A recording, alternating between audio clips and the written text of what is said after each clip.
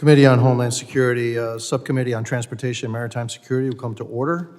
Without objection, the chair may declare the subcommittee in recess at any point. Today's hearings will examine how the United States Coast Guard's mission set and unique capabilities advance our nation's goal of a free and open Indo-Pacific.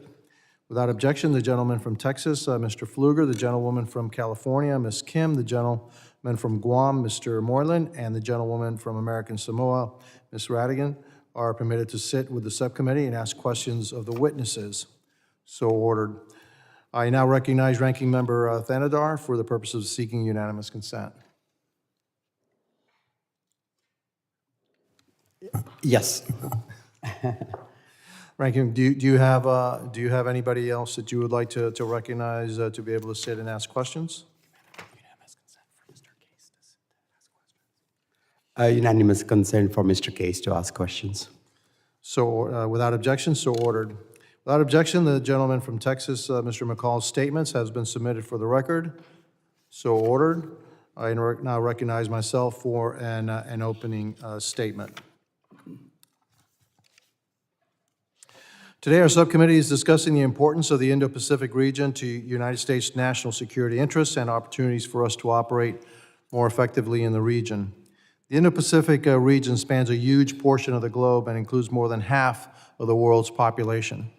The waters of the Pacific and Indian Ocean have facilitated global trade for centuries, and the shipping lanes through the Straits of Malacca and South China Sea remain critical to today's economy. Fish stocks in the region oceans continue to provide nourishment to billions of people around the world. The maritime domain drives the region's economies, which together account for 60% of global GDP and 2/3 of global economic growth. The Indo-Pacific region is crucial not only to overall global economy, but also to the safety, security, and the well-being of American citizens. The United States is a Pacific nation. 5 states, 3 territories, and 8 dependencies enjoy direct access to the Pacific Ocean. 80% of the United States exclusive economic zone is in the Pacific Ocean. American businesses utilize access to the world's largest ocean to obtain and deliver goods and services to customers at home and across the globe. The region is critical to U.S. interests.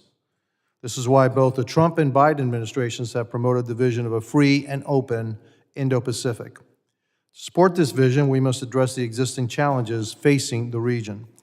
The People's Republic of China presents the most direct challenge to this vision.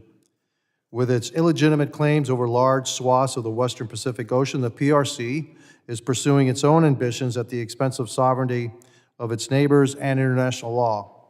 These claims, if accepted, would adversely impact U.S. trade in the region. In 2016, 14% of U.S. shipping passed through international waters in the South China Sea. If access to the shipping lanes in the South China Sea was impeded, it would have a significant impact on our economy. PRC is also continuously disrespecting the sovereignty of countries in the region as its distance water fishing fleet pillages fish stocks in other nations' exclusive economic zones. The United States is being adversely impacted by this trend. Illegal fishing by PRC vessels is depleting the tuna stocks off the coast of American Samoa, which is having a ruinous effect on the territory's fishing industry. These fishing fleets also have a wide reputation for human rights abuses on their fishing vessels, with many crew members reporting physical and verbal abuse and having to work grueling hours without access to sufficient food and water. The PRC's malign actions in the region are also facilitating other illegal activities by large and sophisticated transnational criminal organizations. These trends will undermine the vision of a free and open Indo-Pacific, and we must address them to realize our vision. The United States Coast Guard plays a critical role in U.S. activity in the Indo-Pacific region. Since its establishment in 1790, the U.S. Coast Guard has provided invaluable service to the American people by securing our territorial waters, enforcing our laws at sea, and performing life-saving missions in our maritime environment. In the region, Coast Guard vessels patrol the EEZs of the United States and partner nations, and Coast Guard personnel on land provide much-needed expertise to bolster the security and law enforcement capabilities of our allies and partners. Coast Guard's presence in the region strengthens the work also being done by the wider U.S. military. the Department of State, and other federal actors to advance the vision of a free and open Indo-Pacific. I am grateful that we are joined by a distinguished panel of witnesses who are prepared to speak about this work. Vice Admiral Tingyanson, I'm sorry, is that correct?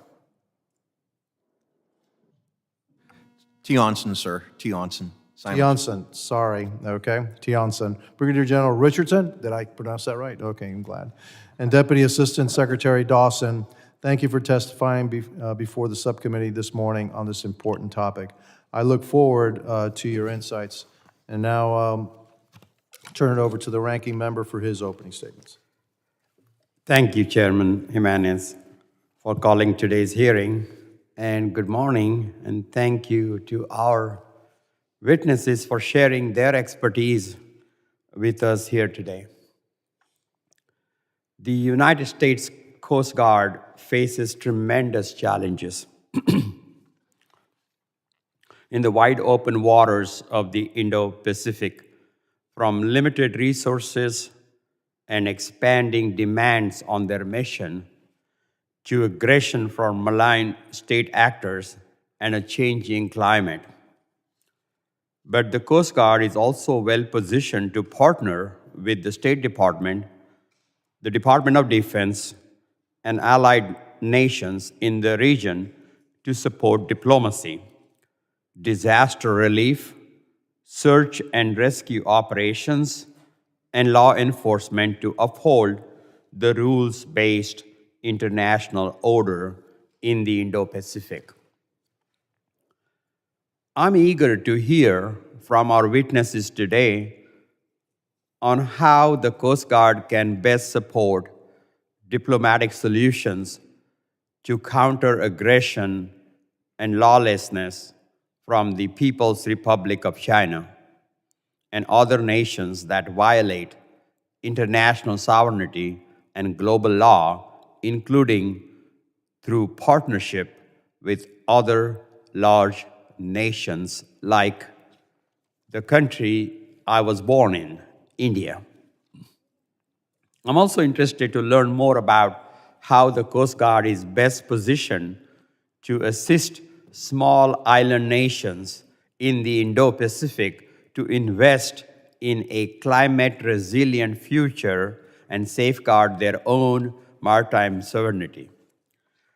The Chinese fishing fleet has shown alarming disregard for the law and threatens the fishing stock that is vital to many nations and families across the region. One thing is certain: with a government shutdown only days away, Congress must act immediately to ensure operations in the Indo-Pacific and around the globe are fully funded for this fiscal year. Our national security and the livelihoods of millions of Americans depend on us this week, and we cannot fail them. The uncertainty created by the right-wing Republicans harkens back to the 2019 shutdown that left Coast Guard members working without pay for weeks.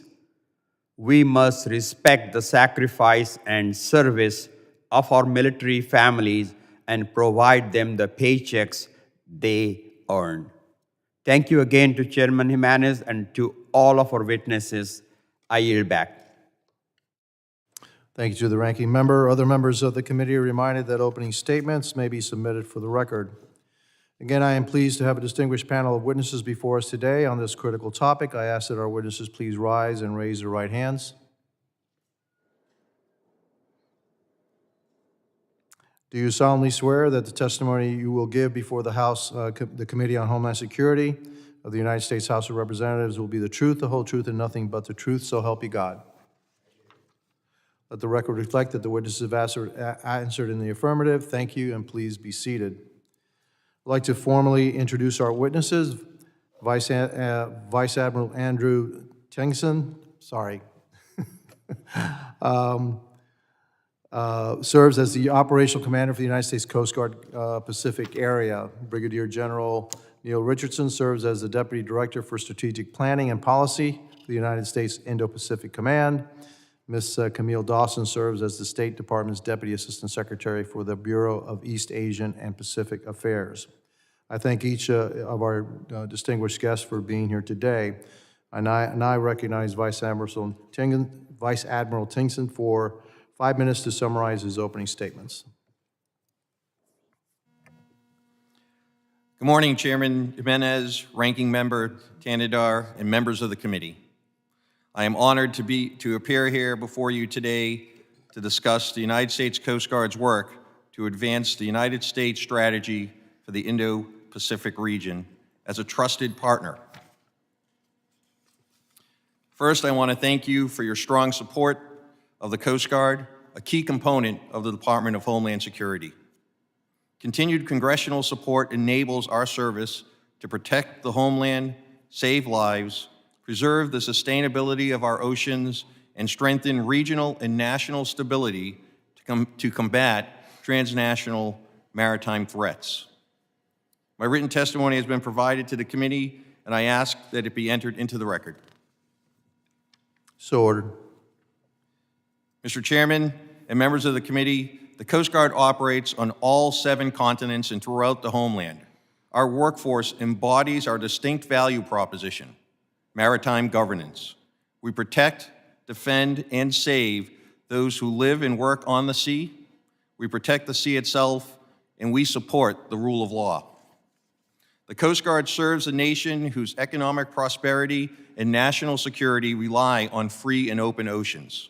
The Coast Guard's Pacific area encompasses 74 million square miles of ocean, more than half of the world's population, and 77 countries.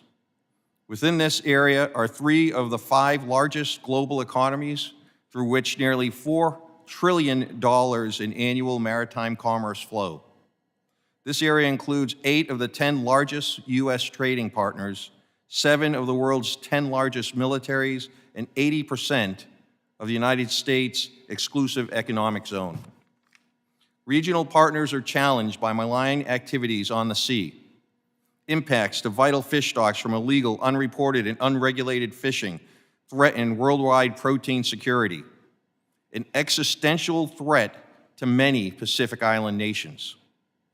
Threats to global supply chains and infrastructure pose a risk to trillions of dollars in economic activity, while these same risks pose the potential to disrupt prosperity, stability, and freedom of navigation. Natural disasters, exacerbated by a changing climate and rising sea levels, also threaten fragile economies and ecosystems. This complex maritime environment requires governance by, with, and through trusted partnerships that enable prioritization of limited resources and sustained multilateral efforts to counter the most critical threats and challenges. The Coast Guard supports partner nations in developing legal frameworks and capacity to protect their sovereign rights. We model good governance through our operational approach. We must always see threats and challenges through our partners' eyes and strive to meet them where they are with what they need. Our highly visible white ships with orange racing stripes allow us to demonstrate maritime governance wherever we go. In the last year alone, the Coast Guard participated in exercises with our partners across the Indo-Pacific, deployed advisors during the motor vessel Princess Empress large-scale oil spill response, and regularly provided search and rescue technical assistance and security and law enforcement training to partner nations. Our efforts to uphold and build sound maritime governance in the Indo-Pacific focuses on countering malign activities. These activities erode the customary balance between coastal state rights, freedom of navigation, and lawful use of the high seas. We aim to bolster the capacity of like-minded nations to do the same and reinforce our position as a trusted partner. Again, thank you for Congress's continued support and for the opportunity to appear before you today. I look forward to your questions. Thank you, Vice Admiral Tungsten. I now recognize Brigadier General Richardson for 5 minutes to summarize his opening statement. Chairman Jimenez, Ranking Member Thanadar, and distinguished members of the committee, thank you for the opportunity to appear before you today to discuss the U.S. Coast Guard's critical role in support of the Indo-PACOM mission. On behalf of Admiral Aquilino, I'd like to thank you for your continuous support to the men and women of U.S. Indo-PACOM and their families. Your support is instrumental to our ability to accomplish our missions every day.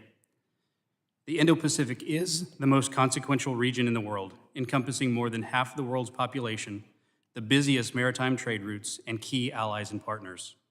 It is also the epicenter for great power competition with the People's Republic of China. Ensuring stability and security in the Indo-Pacific is not only vital for maintaining regional peace, but also for global commerce and safeguarding American interest. The U.S. Coast Guard and Indo-PACOM work together every day to prevent conflict in this region.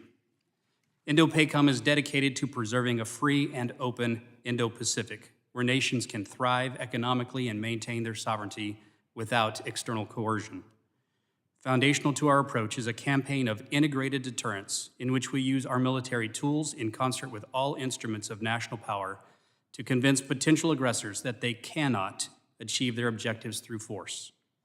U.S. forces must be postured and operating in the right places with the right capabilities at the right time and executing the right missions alongside the like-minded allies and partners to deliver integrated deterrence and, if deterrence fails, prevail in conflict.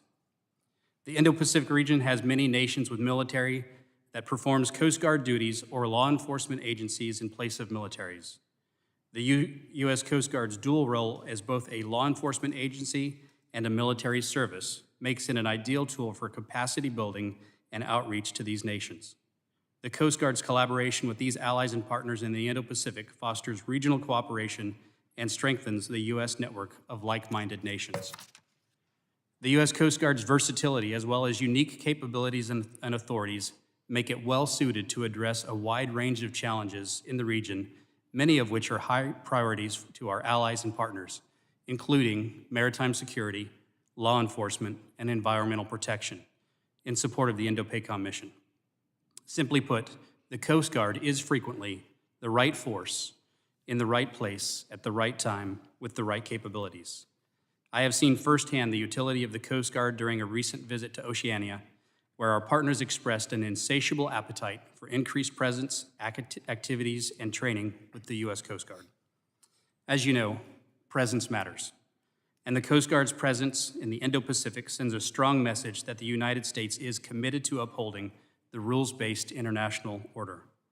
Illegal, unreported, and unregulated, or IUU fishing, is a major threat to marine sources and the economies of many of our partners in the Indo-Pacific. The Coast Guard works closely with our allies and partners to combat IUU fishing through surveillance, enforcement, and building partner capacity. This allows the Coast Guard to help enforce and maintain international law and support partner nation sovereignty. This is especially critical in the Indo-Pacific, where many distant water fishing fleets are common and the Pacific Island countries often lack the capacity to detect and interdict these vessels on their own. Similarly, bilateral law enforcement agreements allow for the exchange of shipwriters between the United States and partner nations, permitting partner law enforcement personnel to embark on Coast Guard vessels and aircraft to enforce their laws and vice versa. These agreements allow the Coast Guard to work more effectively with partners in the region to enforce applicable national laws, combat illegal activity on the high seas and in the waters under the jurisdiction of our partners, and build maritime law enforcement capacity in those partner nations. Additionally, the Coast Guard's capabilities and responsibility for environmental protection and disaster response aligns with ally and partner priorities. Many allies and partners in the region consider climate change to be the single greatest threat to their livelihoods, security, and well-being. By enforcing environmental regulations and responding to pollution incidents and natural disasters, the Coast Guard helps to preserve the delicate marine ecosystem of many Indo-Pacific nations and contributes to the sustainable development of the region, which is essential to long-term stability. A whole-of-government approach is essential to succeed in the Indo-Pacific strategy and in our competition with the PRC. The Coast Guard's contributions to Indo-PACOM are an integral part of this effort. Its versatility, cooperative relationship with allies and partners, and ability to promote maritime security and the rules-based order make it an invaluable asset in the region. Indo-PACOM supports strong and robust funding and resourcing for the Coast Guard to ensure it can continue and, where possible, grow its valuable contributions to peace and security throughout the region. Finally, as we navigate the complex challenges of the Indo-Pacific, let us not forget the steadfast service of the Coast Guard personnel who work to ensure that the seas remain safe, secure, and open for all. Their dedication is a testament to the United States' enduring commitment to a prosperous and peaceful Indo-Pacific for generations to come. Sir, thank you for the opportunity to appear before you today, and I look forward to your questions. Thank you, General Richardson. I now recognize Ms. Dawson for 5 minutes to summarize her opening statements. Chairman Jimenez, Ranking Member Tanadar, and members of the subcommittee, thank you for the opportunity to appear before you today to testify on Department of State efforts to advance U.S. maritime security interest in the Indo-Pacific. As we are all aware, the Indo-Pacific faces mounting challenges, particularly from the People's Republic of China. The PRC's coercion and provocations span the globe, but they are most acute in the Indo-Pacific, including in the maritime domain. We have seen a clear and upward trend of PRC provocations, most notably in the South China Sea, to include an assertive expansion of unlawful maritime claims and interference with freedoms of navigation and overflight. We are taking a range of measures to address these challenges. At the same time, our approach to the region is about much more than just one country. Our approach is driven by the Indo-Pacific strategy, our shared affirmative vision for a region that is free and open, and ever more connected, prosperous, secure, and resilient. We work through a whole of society and whole of government approach in close coordination with our colleagues across the interagency, including the Coast Guard, Indo-PACOM, and others in the Department of Defense to advance that vision. The origin of the free and open Indo-Pacific as a concept is rooted in connecting two oceans and promoting a free and open maritime space. Protecting this critical maritime domain falls into three key lines of effort. 1, diplomacy to promote respect for international law and the rules-based order. 2, capacity building programs for the region's maritime law enforcement agencies and militaries. And 3, our operations to demonstrate that all countries can fly, sail, and operate anywhere that international law allows. Close cooperation with like-minded partners lies at the heart of our approach to the Indo-Pacific region because we recognize that no one country can meet the challenges alone. We work through multilateral architecture, such as ASEAN, the Pacific Islands Forum, and the Indian Ocean Rim Association, as well as newer, flexible arrangements, such as the Quad, AUKUS, Partners in the Blue Pacific, trilateral cooperation with the Republic of Korea and Japan, and with the Philippines and Japan, and the US-EU Indo-Pacific consultations.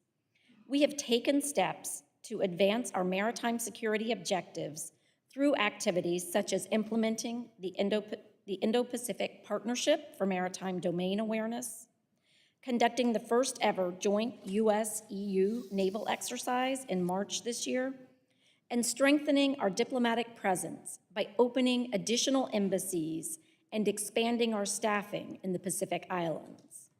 We have also used public diplomacy and legal diplomacy to advance maritime security goals.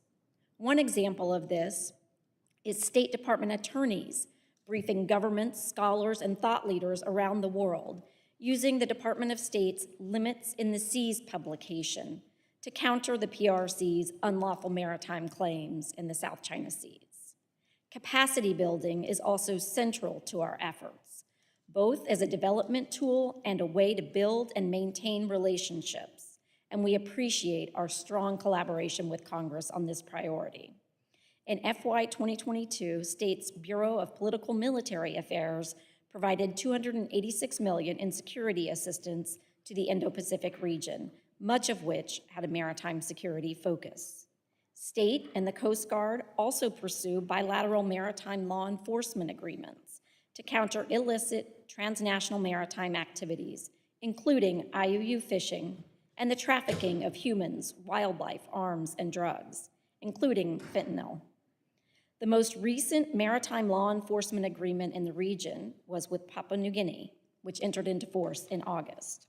These examples, though not exhaustive, highlight our approach to leverage our expertise, resources, and networks to advance a free and open Indo-Pacific region, promote U.S. maritime security interest, and deter PRC efforts to undermine the regional order for its own gain. Thank you, Mr. Chairman. I look forward to answering questions and those of members of the subcommittee. Thank you, Ms. Dawson. Members will be recognized in order of seniority for their 5 minutes of questioning. I will go a little bit out of order and ask for consent to allow the gentleman from Louisiana, Mr. Higgins, to go first. He needs to go to another hearing. Thank you, Mr. Chairman. I appreciate the indulgence. Gentlemen, ma'am, we'll be moving quickly during my 5 minutes of questioning here.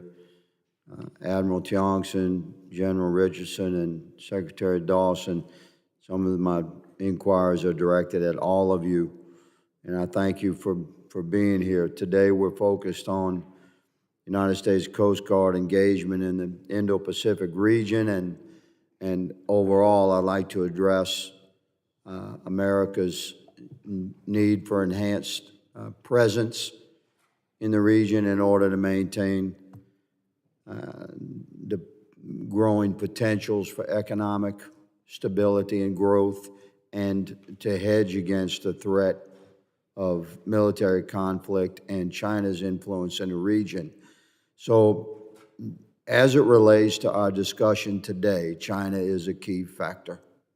And I think we all acknowledge that. This is the balance that we seek to invest American treasure effectively, efficiently, appropriately in order to counter the growing threat of China, both militarily and through economic oppression or interference in the area. The United States Coast Guard has a very important role to play there, as does the Air Force and the United States Navy. So I'd like to ask you all to give me your considered response regarding shipbuilding as it relates to your plan moving forward in the larger strategic considerations and planning for what the next decade looks like in the Indo-Pacific region.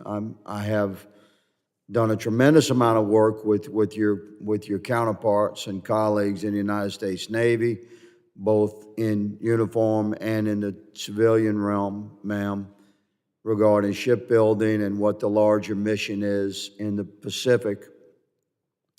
And there's a growing concern about the United States government stepping away from the long-established historical success of using smaller shipyards across the country who have proven to be very responsive and efficient and flexible with regards to providing vessels for the United States Navy, United States Coast Guard, in order to accomplish changing mission parameters, as opposed to doing business increasingly with large internationally owned shipyards that sometimes even have direct ties to China, including partnerships with China. This is a concern for the United States government to step away from a long-proven and successful relationship with many smaller shipyards across the country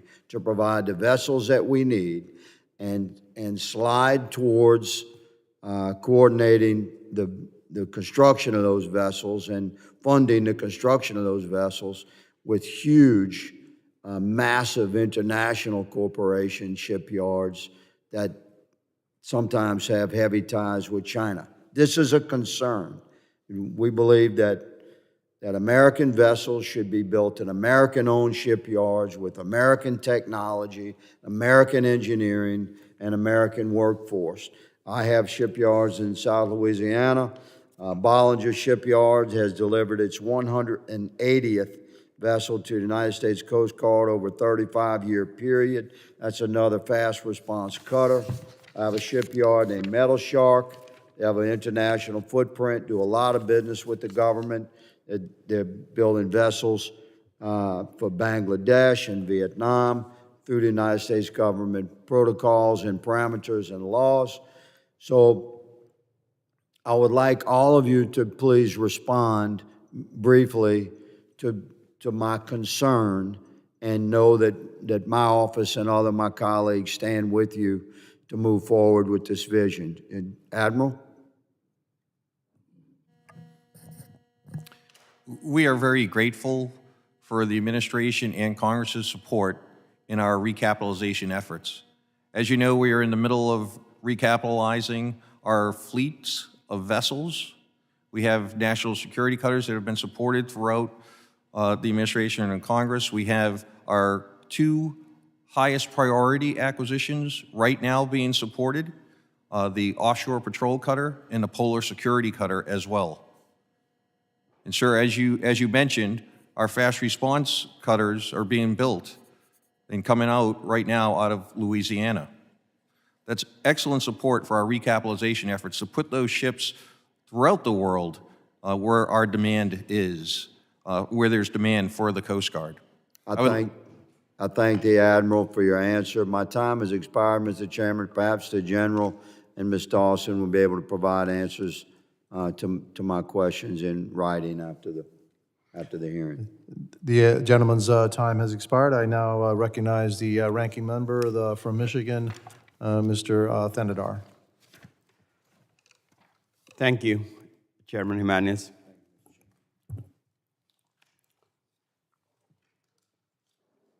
Without immediate action, government funding will run out on Saturday at 11:59 p.m. In recent years, Coast Guard members and other government employees have suffered because of dysfunctional Republican spending fights. Admiral, how would a lapse in appropriations affect the Coast Guard's readiness in the Pacific area? Sir, first, our top priorities during a lapse in appropriation would be those missions that support national security and the safety of people as well as property. What that means is accepted missions would include things like search and rescue, counter-drug mission, illegal migration operations, defense readiness. The operations that we are conducting within the Indo-Pacific fall under the defense readiness heading. So we would continue to do that. As you recalled, in 2019, the Coast Guard was not funded. We were not funded for 35 days. And what that means in the Indo-Pacific is the ships will be deployed, and Coast Guard members will not be receiving paychecks that will clearly have a morale issue on them, as well as impacts to their families, and longer impacts in terms of recruiting and retention. Thank you. Ms. Dawson, what kind of effect does regular uncertainty about government funding have on diplomatic relationships in the Pacific and across the globe? Thank you for the question. So what I would say is that it directly impacts our ability to engage in critical face-to-face diplomacy. Additionally, we know what the PRC narrative is about the United States, what they are trying to push in their public messaging, and that is that the United States is unstable and unreliable, and a government shutdown unfortunately reinforces the PRC's narrative in that regard. Thank you. And as an Indian immigrant, given today's topic, I'm also interested in the relationship the United States has with India when it comes to maritime security efforts. For all of the witnesses, what efforts do your agencies make to work with India to advance partnership and security in the maritime environment? I would describe the U.S. Coast Guard's relationship with India as a budding relationship. We work on international forward together. I would say the Quad. I would also reflect to the Regional Cooperative Agreement on combating piracy and armed robbery, RECAP. We work with them there as well. We work with India in shipboard exchanges. We work with India in training and exercises for maritime law enforcement. In addition to that, I personally am going to be going to India here to strengthen our relationship within the next few months. And finally, the climate change. How does that climate change represents an existential threat across the Indo-Pacific, particularly for low-lying and small island nations? Admiral, what effect has the USCG seen from the changing climate in the region already? How are you prepared for worsening climate conditions in the future?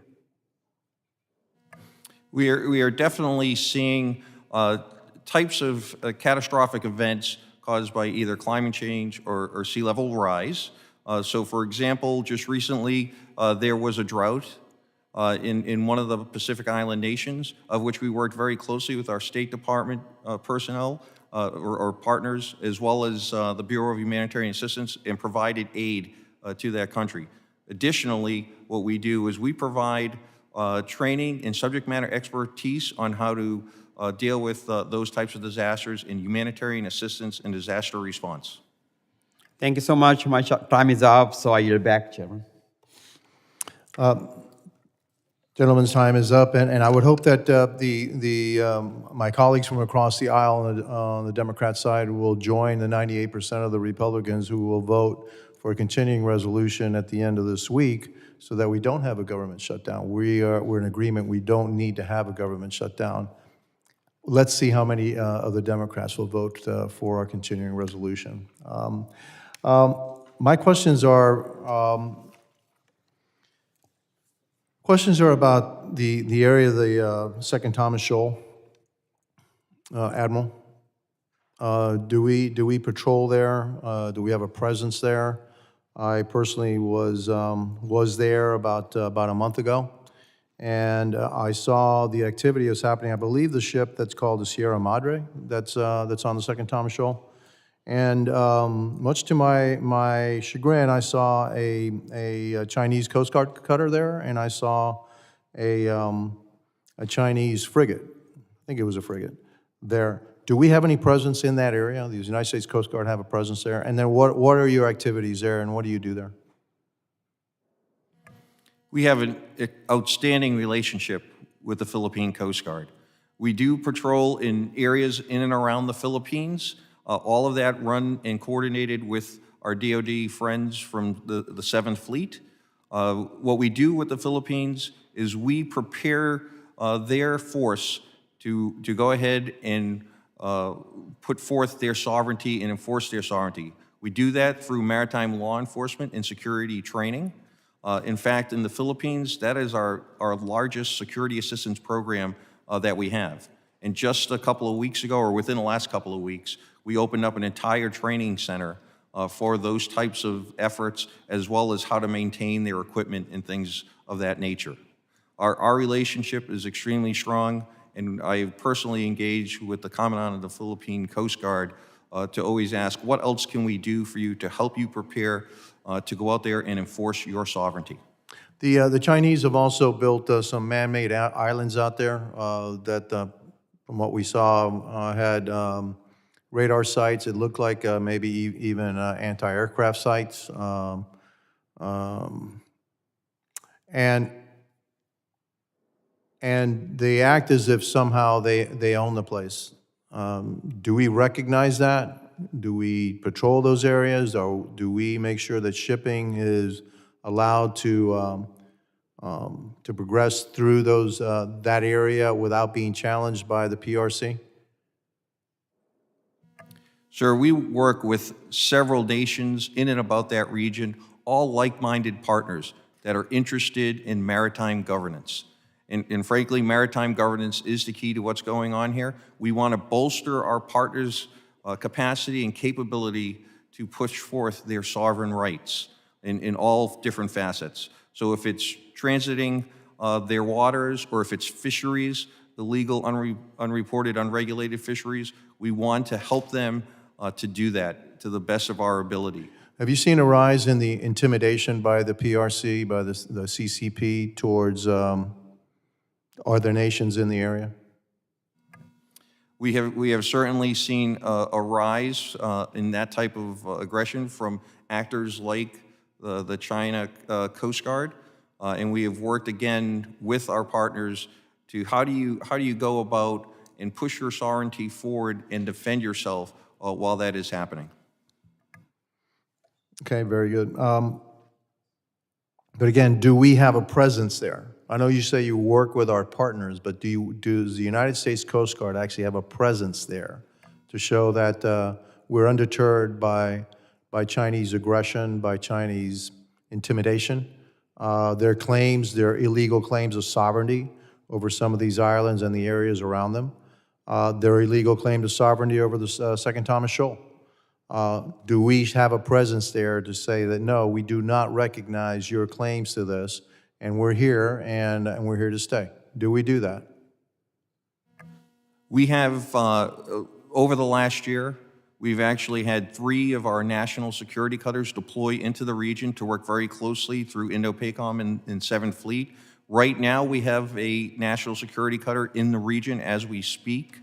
The other way we get about in our regions is through fast response cutters, smaller vessels that work in the Oceania part of the Indo-Pacific.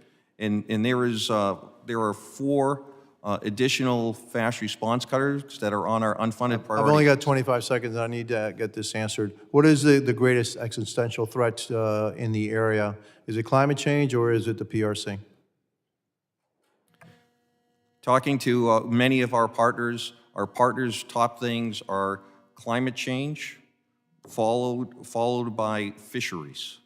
By fisheries, not the PRC. Followed by fisheries and those malign actors that go ahead and steal their sovereign food and rights and those types of things. A lot caused by the disadvantage. Is that your personal opinion too, or is that your partner's personal opinion? That is what I have heard through talking with partners. I'm asking your personal opinion. What's your personal opinion? Sir, my personal opinion is that it is about maritime governance and how that breaks down sovereignty of the various nations, and what we're trying to do is help bolster that maritime governance. Fair enough. My time is up. I now recognize the gentlewoman from American Samoa, Ms. Radwagen. Radwagen? Radwagen? Radwagen. Yes, there we go. Talofa lava and good morning. I want to thank Chairman Jimenez, Chairman Green, Ranking Member Tanadar, and for inviting me to participate in today's hearing on the Coast Guard's role in the Pacific, my home district. The Coast Guard is one of the most important and effective tools in that the United States has in countering the PIC's malign influence in Pacific waters.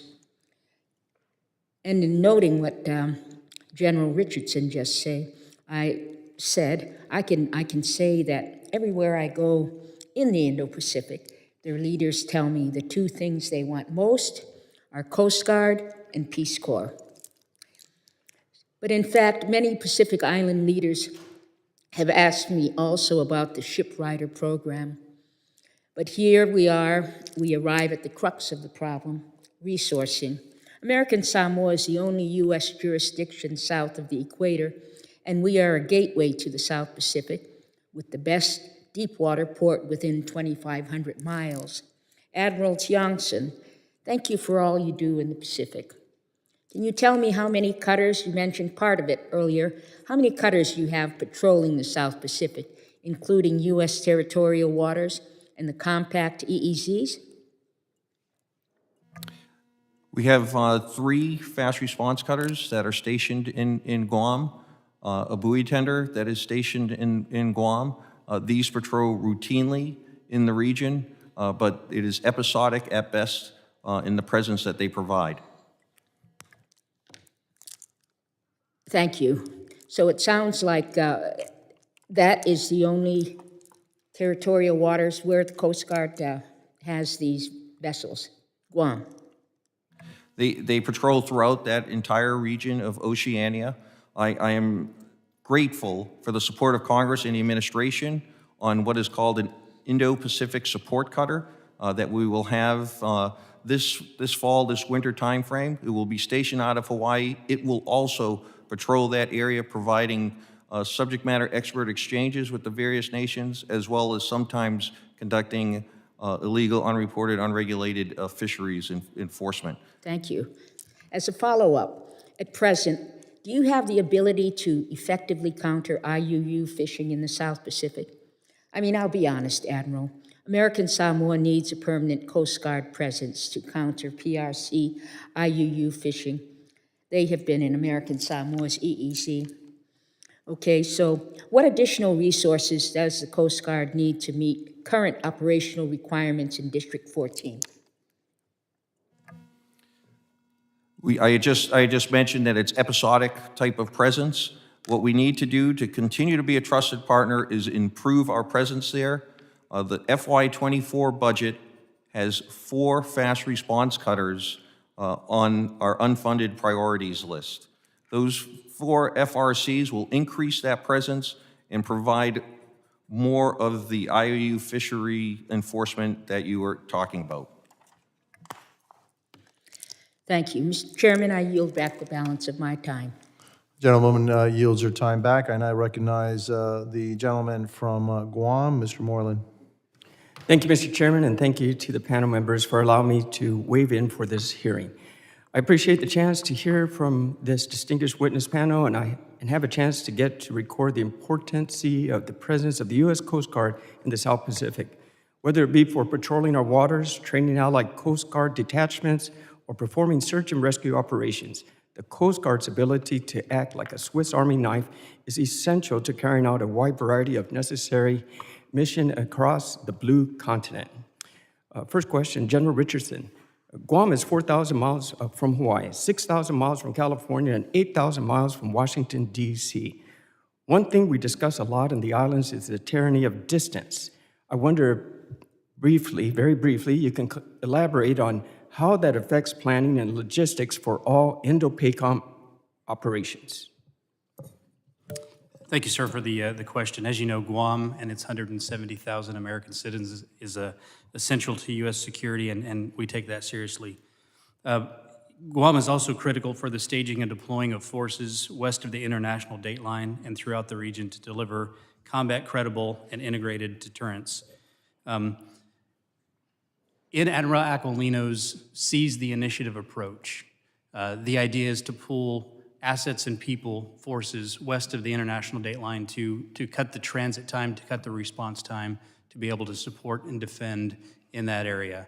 With that, the logistics and the planning would also follow. So we do expect to see some decrease in that, but as you mentioned earlier, distance there, it's all water, so it's either naval or air assets that have to support that. Thank you, General. Vice Admiral, if you were informed that the Coast Guard was going to receive increase in your budget, what additional resources do you feel would help you most, specifically in the Pacific region then, and in general across your areas of responsibility? Briefly, please. Briefly answer the questions. I mentioned the unfunded priorities list that we have with 4 FRCs that are on that list.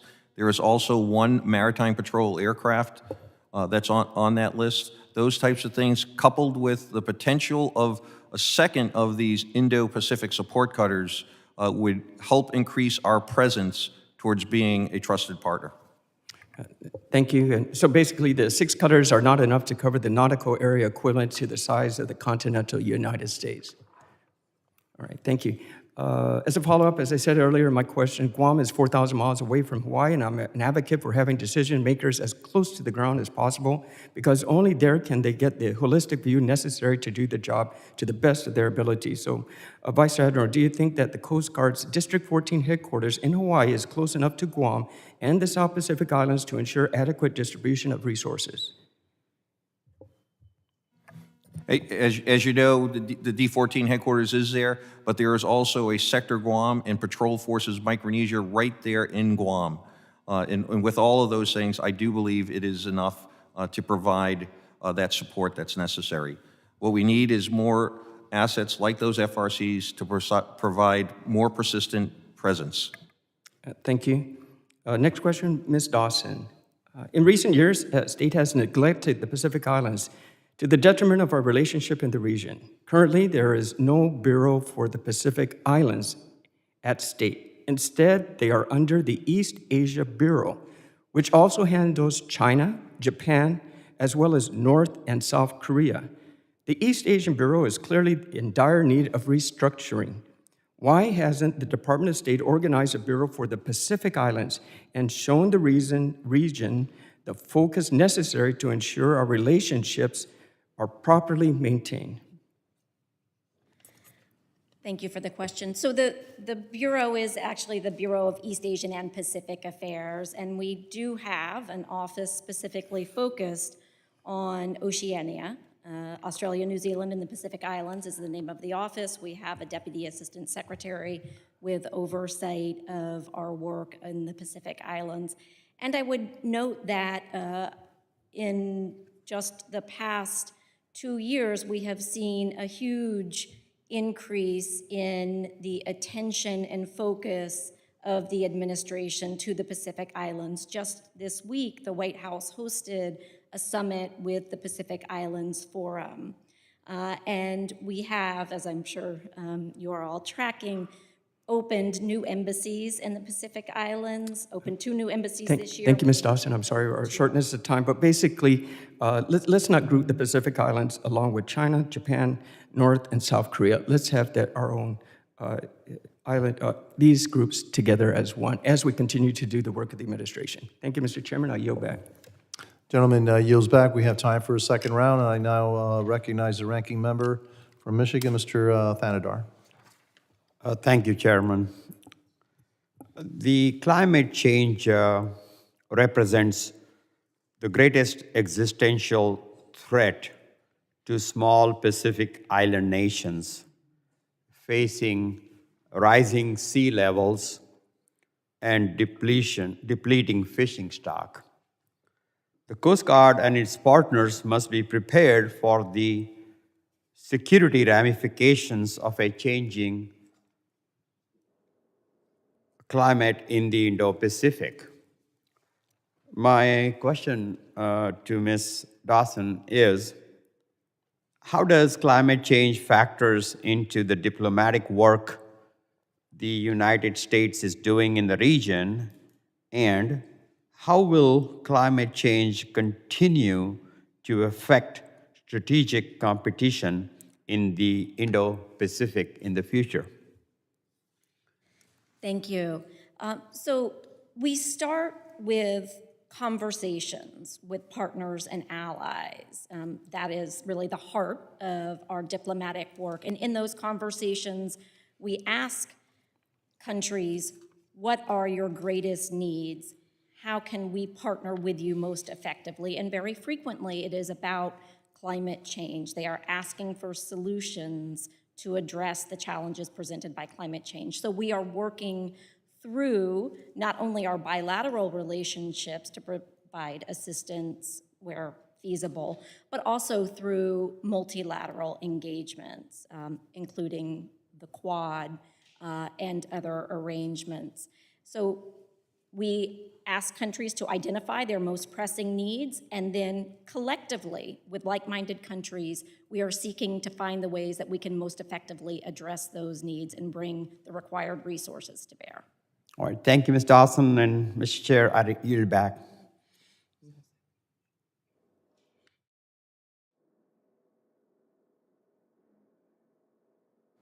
Gentleman yields back.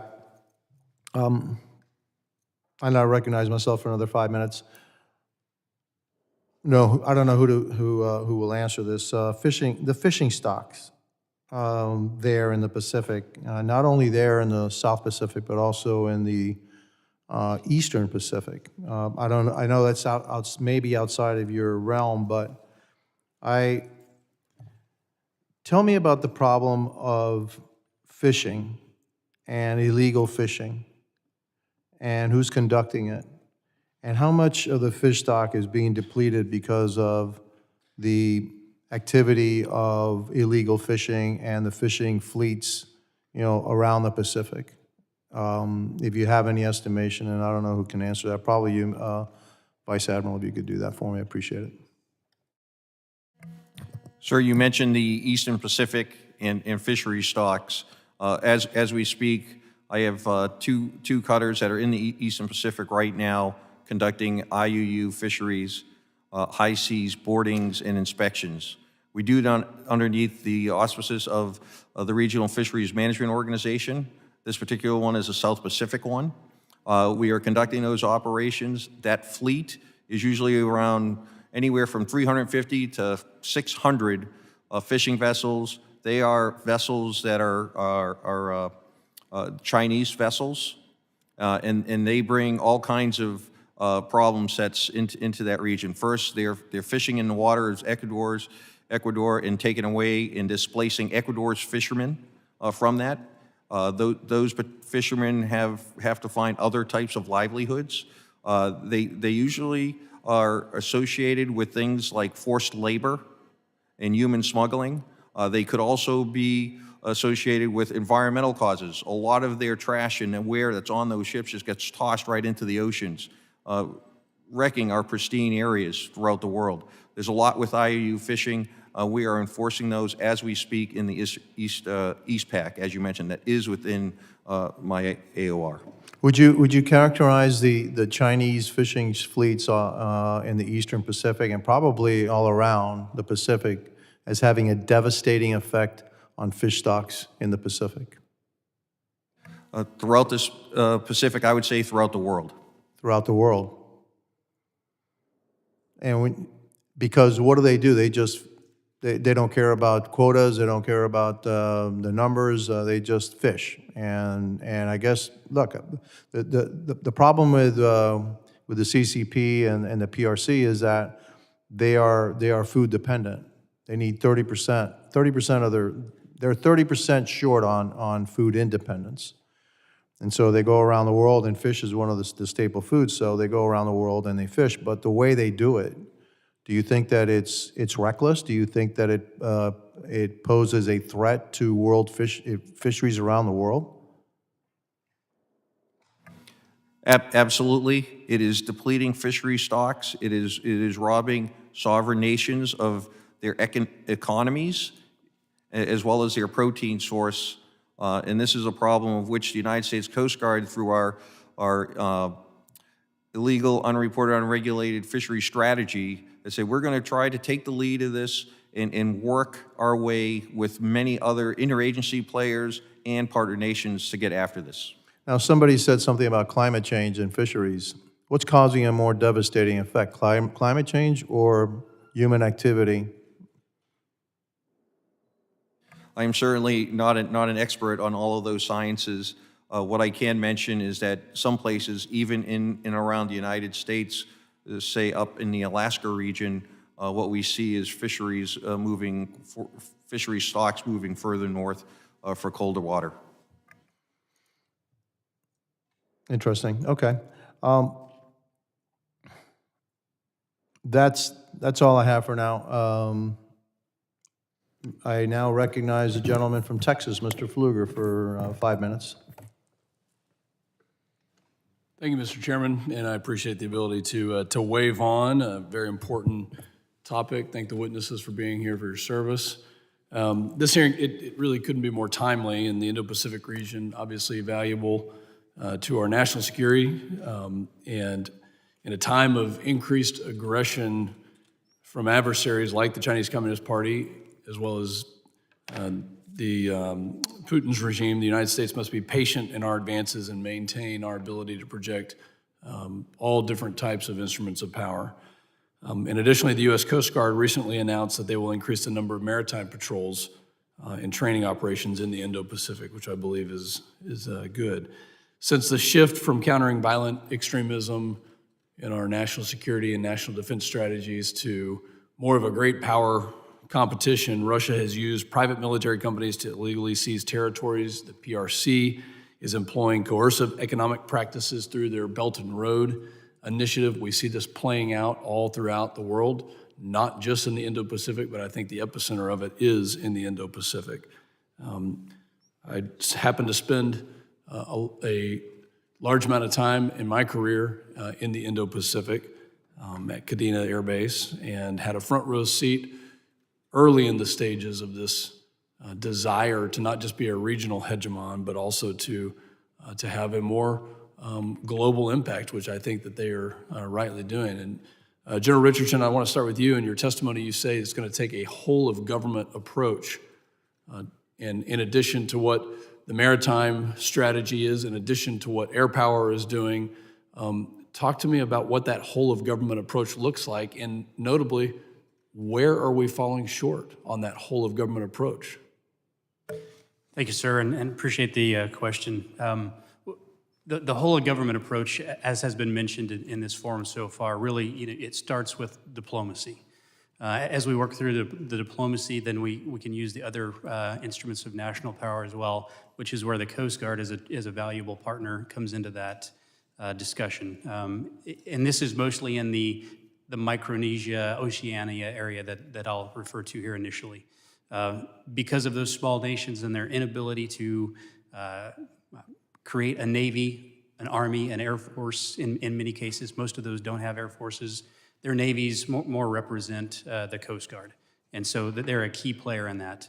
From the DoD perspective, we need to have a persistent presence in the area at all times. So again, going back to Admiral Aquilino's seize the initiative approach, pulling assets and personnel west of the international date line to create that persistent presence through exercises and operations is key to what we do to counter the malign influence of the PRC. We recently sent a letter from a caucus that we have called the Mach 1 caucus about the concerns of having a lack of air power at Kadena Air Base in particular, a place that I am familiar with.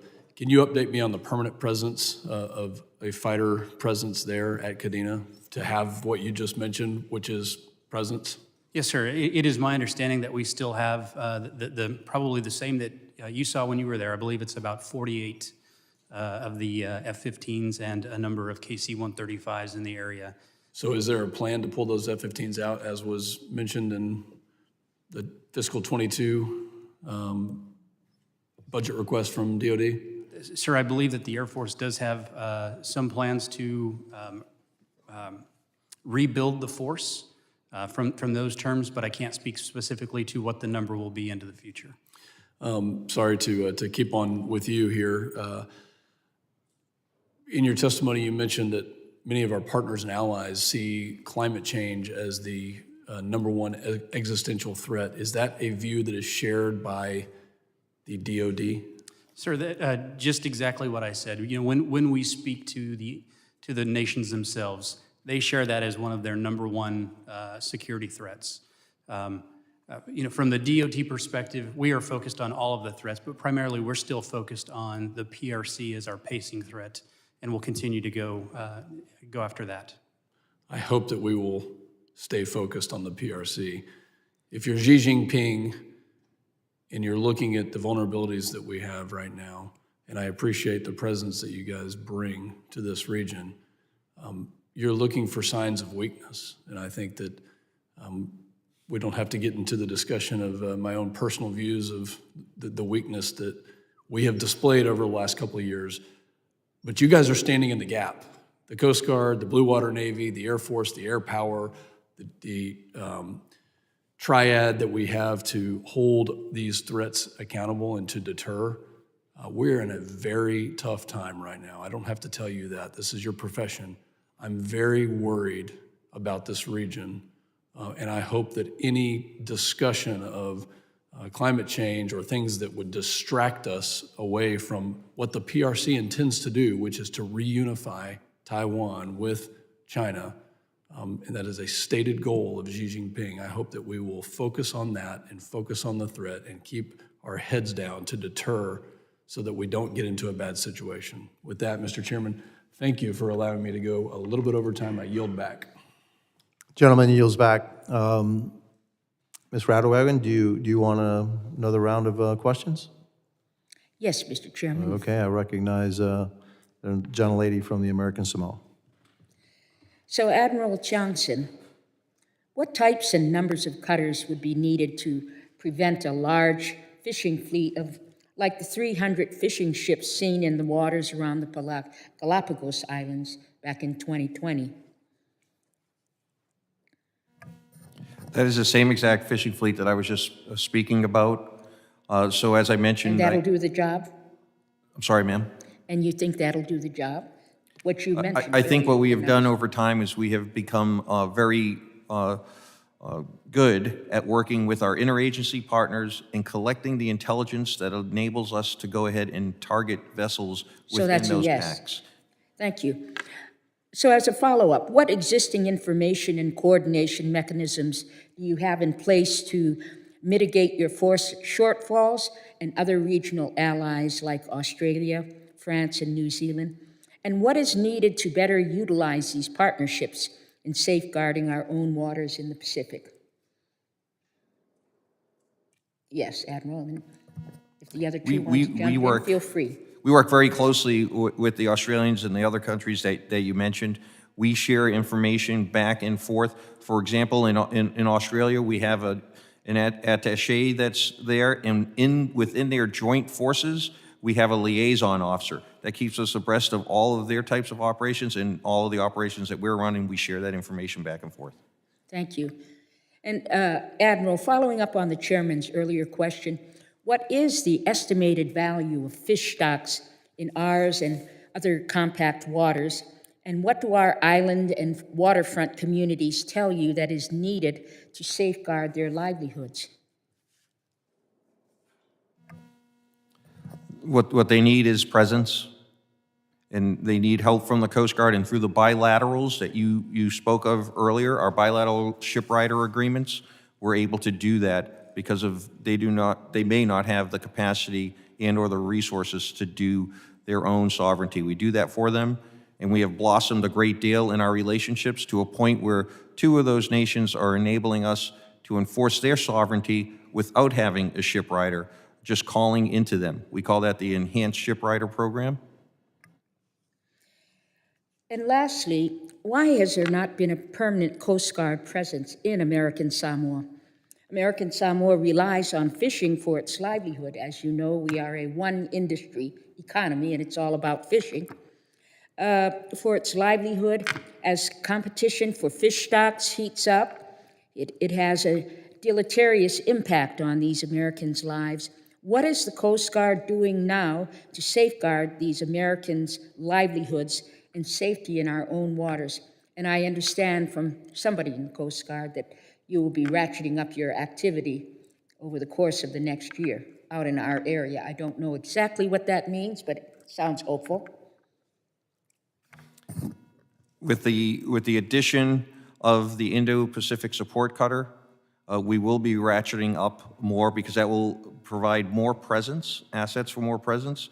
But what we have there are essentially fast response cutters and and a buoy tender that enables us to go ahead and have episodic presence in and around places like America's Samoa.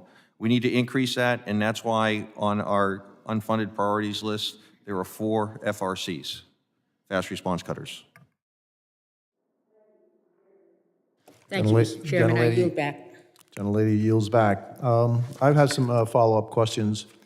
American Samoa is American territory, and I'm concerned that we have episodic presence in American territory. So whatever the Coast Guard can do to have a permanent presence in American Samoa, especially in light of the fact that we see much more aggressive action by the the CCP, the PRC, the fishing fleets that are ravaging fish stocks around the world. We don't want that to happen around American Samoa or any American territory. Got a question. Okay, so I'm ignorant about this. So you found a 350 fleet fishing fleet off of in the Eastern Pacific, illegally fishing. What does international law allow you to do?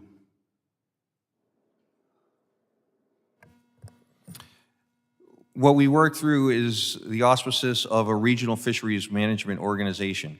Those organizations are comprised of several nations that come together and they sign CMMs, or conservation management measures, and that tells them how much to catch, what types of catches, rules on definning, and those types of things. Yeah, that's not really what I'm going after. What I'm going after, you find fishing vessels that are violating those restrictions, laws, et cetera.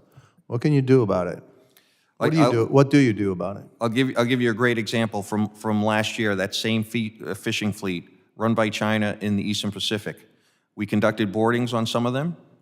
We saw that there were violations. We reported those to the Fisheries Management Organization, who reported them to the flagged states of those vessels. Those vessels, actually 30 plus of them, were deflagged. They had no home at that point. We're able to seize a catch, take those catches away. But in addition to that, there was a willing partner, and the partner was the country of Panama. And they went ahead and talked with other willing partners in Ecuador, and they took action against the actual companies in the fish production companies as well. What about the vessels themselves? What happened to them? Stateless vessels have no rights and those types of things, and they are subject to any type of boardings and inspections throughout the world. What happened to those particular ones is a few of them have been reflagged in different places, but they are on our watch list. So, but you don't seize the vessels themselves? No, sir, we do not. So as soon as you leave the area, they can go ahead and start doing whatever they were doing before?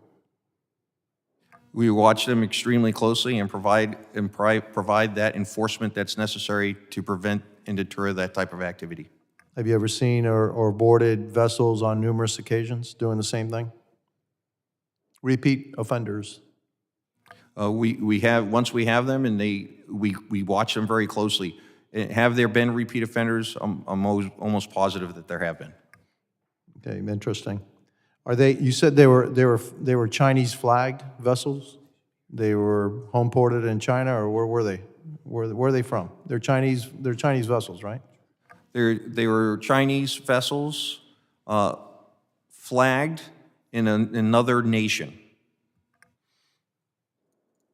Okay, that's interesting too. So they're Chinese vessels. I mean, I know we have, you know, I used to be the mayor of Miami-Dade, so I know we have a bunch of like cruise ships that are flagged somewhere else, but they're really American cruise ships. So they just look for another home, another flag, and then fly that flag until they get caught again, and then just, is that what they do too? Do they go flag hunting once you catch them? There are some of these vessels that are on that particular watch list that have looked for flags of convenience, just as you mentioned. But do they then take their catch and do they go back to China? Is that what they're doing, or are they selling their catch everywhere around the world? In many ways, they have production vessels that are with them in that fleet. When they process the fish, those fish can go anywhere around the world. Majority does go to China. Interesting. Okay. Well, look, you know, we talk a lot about climate change and fish stocks and all that, but the facts are that the PRC, the CCP is the world's greatest polluter by a factor of 2. Every week, they're opening up a new coal-fired power plant in China. They are increasing their carbon dioxide output. As we decrease ours, they're increasing theirs. So everything that we're doing here, they're more than outdoing on the other side through their efforts. So they are the greatest polluter in the world. They're the greatest carbon dioxide producer in the world. they are also, and now according to testimony, they're also the leading cause of the reduction in fish stocks from around the world. Am I exaggerating something, or do you think that that's an accurate statement, that the CCP, the PRC, is raiding and destroying fish stocks around the world? Is that an overstatement? Am I being too dramatic, or is it pretty accurate? I would have to look at the numbers, sir, and get back to you. I can state that the Chinese distant water fishing fleet is the largest throughout the world. And do you find them to be law-abiding, or do you find them to do whatever the heck they want to do just as long as you don't catch them? They are clearly involved with illegal, unreported, unregulated fisheries throughout the world. Fair enough. So I guess, so do you still think that climate change is the greatest existential threat here in this area, or is it the PRC and the CCP? If you're asking me what the partner nations tell me, they list. I'm not asking you. I didn't ask you to tell me what the partner nations feel. I say you. What do you feel? What's the greatest existential threat to this area? Sir, I feel it's maritime governance. Okay. It's the ability to bolster partner nations so that they can take care of their own sovereign rights in trade and things of that nature, as well as the pollution within the oceans, and to be prepared for humanitarian assistance disaster response.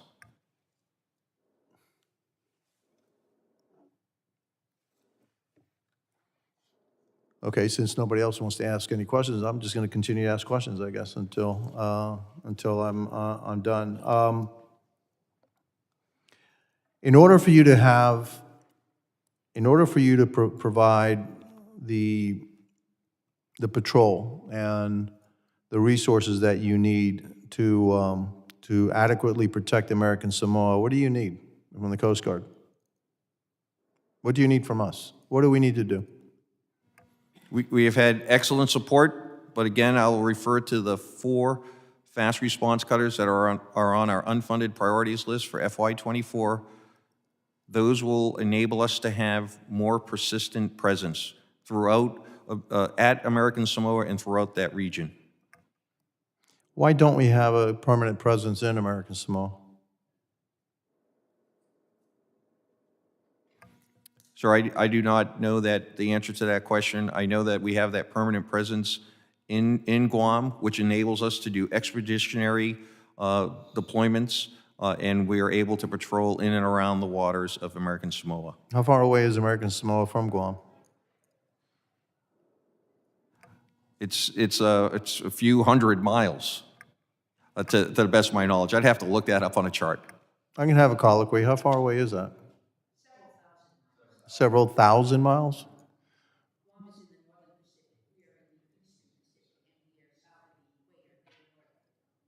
Several thousand miles, so it's like from here to Wyoming?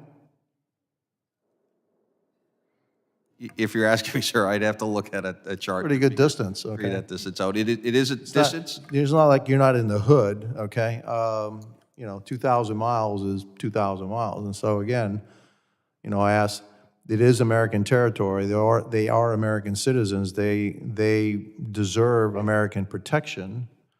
So why aren't we there? We are there through Something, fast response. okay. Episodically, Yeah. we are there. An inflatable boat, anything, okay? Why aren't we there? We should have a presence there. Is there any military presence there, General? Sir, not to my knowledge, I don't think we have anything there on a permanent basis. Okay. All right, anybody else have any other questions? All right, since nobody else has any other questions, this hearing is hereby adjourned. Thank you.